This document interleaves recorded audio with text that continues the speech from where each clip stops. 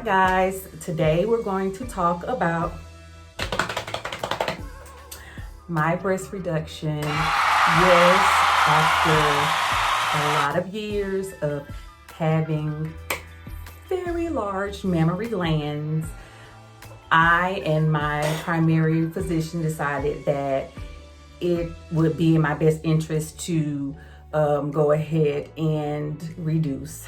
And so this video is going to talk about what factors made me come to this decision, and also just the process and the healing. So please feel free to like, share, and subscribe to our channel and this video, and leave a comment, because if you're looking to go through this process, I am happy to answer any questions that you may have. It's the best I can. I'm not a professional, but to the best of my ability. So yeah, why did I get a breast reduction?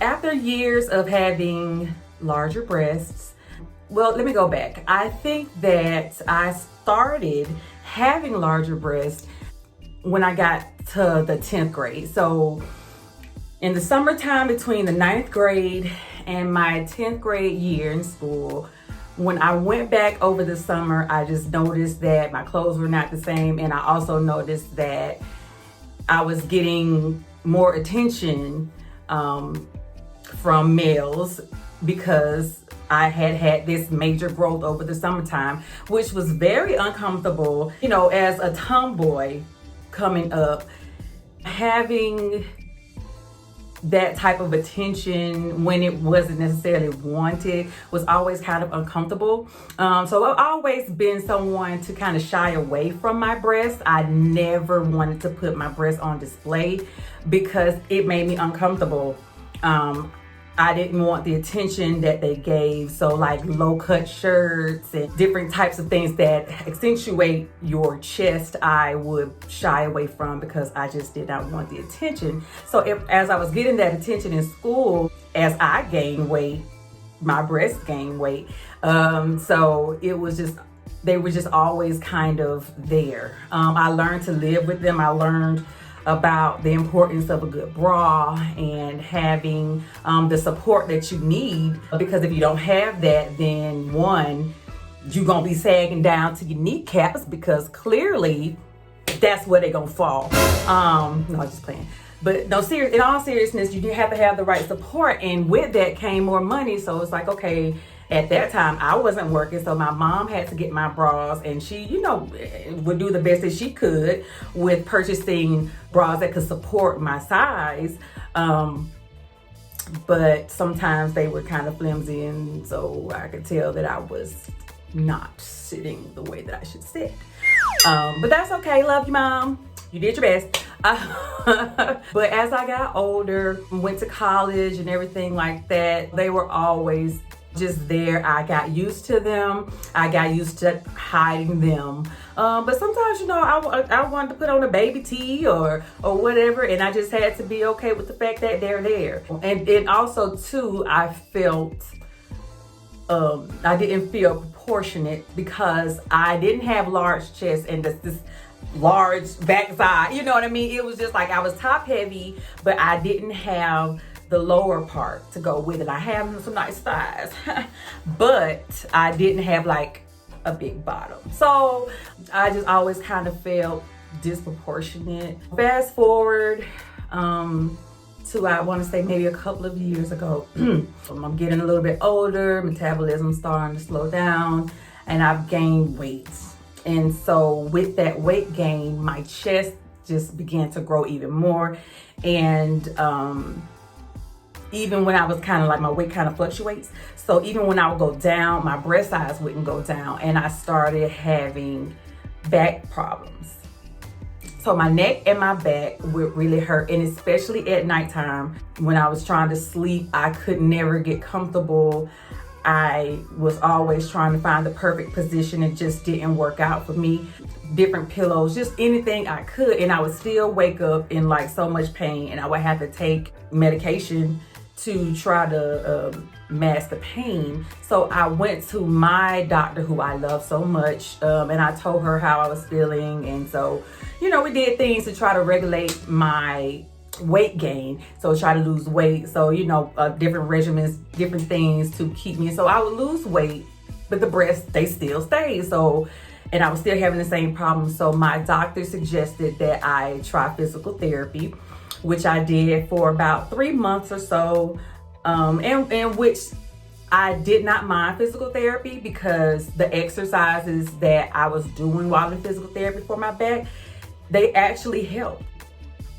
And my doctor, she was, really cool. The physical therapist was cool. And I took those techniques and I would bring them to the house and I would do them, and they would loosen up my back and they would help me. The only problem is I would have to just do that. Like, I would have to constantly do these exercises just to be comfortable going to sleep. So I didn't want to do that. Physical therapy was ending and I was still having the same problems. And so then my doctor kind of brought up the idea of possibly having a reduction.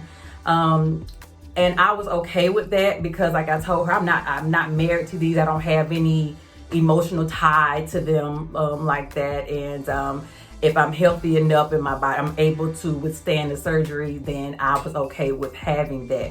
And so ultimately what ended up happening was she referred me to a licensed professional, those people that do plastic surgeon. He was wonderful. I did my consultation with him, and he thought that I would be a great candidate for that after talking with me and looking me over. And it was just kind of on from there. From that point on, I knew the surgery was coming. I was nervous the entire time up until that point. But I knew that it was something for my benefit because not only was I having physical pain, I was having psychological issues with it because I always just felt like they were, I just always felt like they were in the way, and I could never wear certain button-down shirts and things of that nature. So it was just always a lot. And I felt like they made me feel bigger than what I really was, and just a lot of different things. So I knew it was in my best interest to go ahead with the surgery.